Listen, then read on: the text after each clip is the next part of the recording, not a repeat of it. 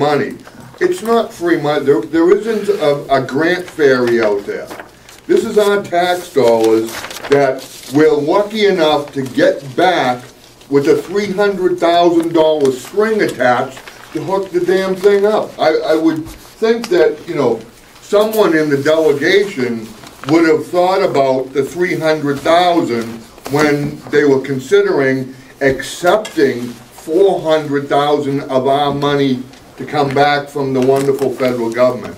And if the delegation ever comes before and another grant comes up, please consider all the aspects of a grant, because there is nothing, especially coming from the federal government, that is free. So. Madam Chairman. Okay. Noreen? I just want, as a grant writer and someone who wrote grants for a long time for a very small community, what I found also is if you don't accept those grant dollars, you're still paying for them, but it was done in someone else's community. It never goes back to a fund and goes back to a general fund. So that's... Granted, but that's how they suck you in. Oh, I know, but if you're going to get it... Then you're beholden to the federal government forever. Exactly. And that's what we really... That's a big piece that we right here in Carroll County should put a stop to it. Because as soon as that they dangle that carrot, and once you take a little nibble, they own you. Commissioner. Madam Chairman, my understanding is that the town of Tuftonboro put in a pellet furnace, and they're saving 50% of their heating costs. I hope that's what we're going to do. It was estimated we'd save 42%. They're saving 50%, so in the long run, it's going to save us money. Okay. Also talking about the pellet stove, would you, in our December meeting, when you do that, could you have a breakdown for us on that costs of the installation?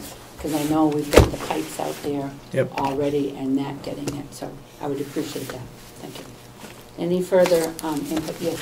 I just had a quick question about buying the pickup truck. Did the commissioners come to the delegation as a courtesy, or did they have to?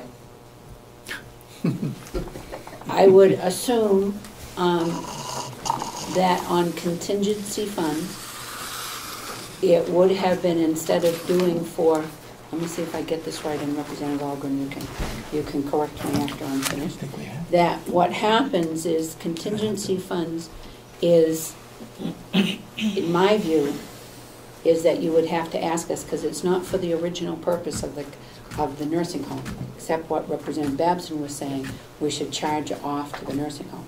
That's why I thought, and Commissioner Sorensen did want us to know about it, because in past, when they have rightfully been able to spend money and done it, and then we hear about it, there's all kinds of flack. So sometimes it's nice not to have flack. Representative Algren, you can correct me now.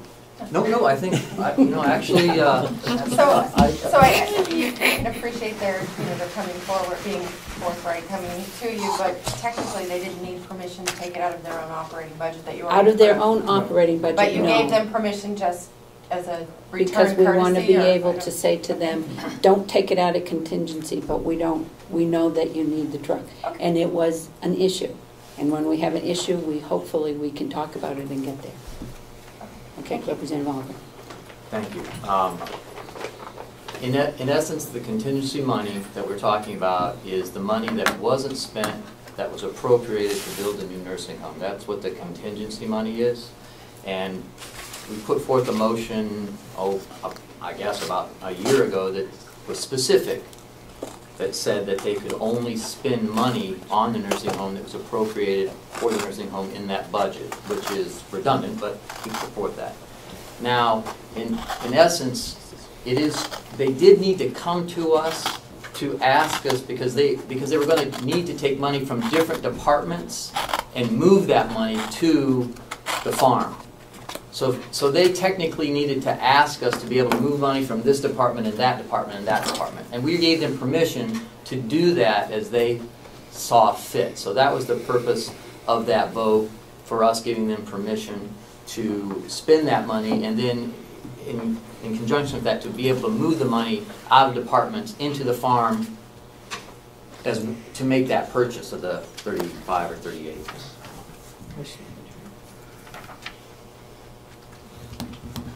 Any further questions?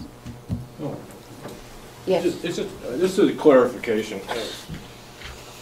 We have a county attorney, and occasionally I've heard representatives say we can ask the county attorney, and I'm under the opinion that he's the county attorney, he's not the county's attorney.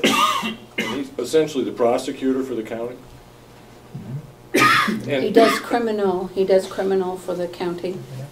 If we use him, I think we have our own attorney for labor negotiations. We don't use the county attorney then. Right, I mean, it was just brought up at one point today in the conversation. I think Representative Algren says we can ask the county attorney, and it was for legal advice. And I mean, I don't have a problem with the county attorney doing that, but that's not really the county attorney's position to give the county legal advice. He's the county prosecutor, essentially.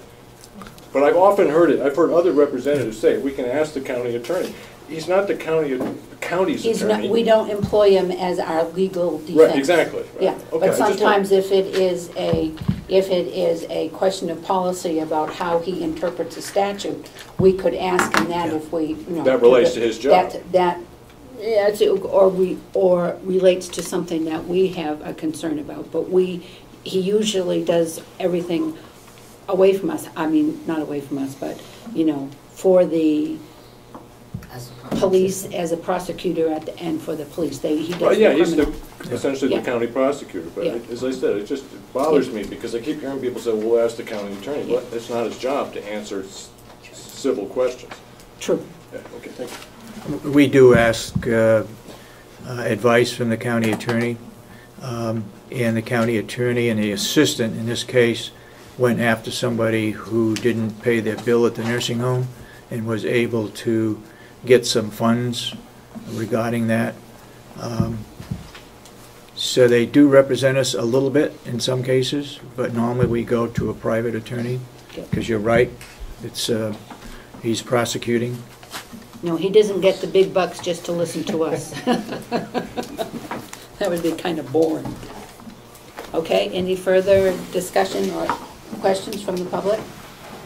If not, I would take a motion to adjourn.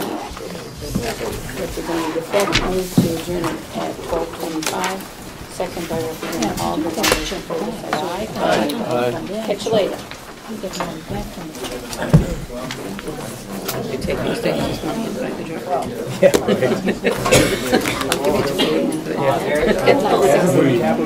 Yeah, it's like 60 something. The nursing home, right? I think so, yeah.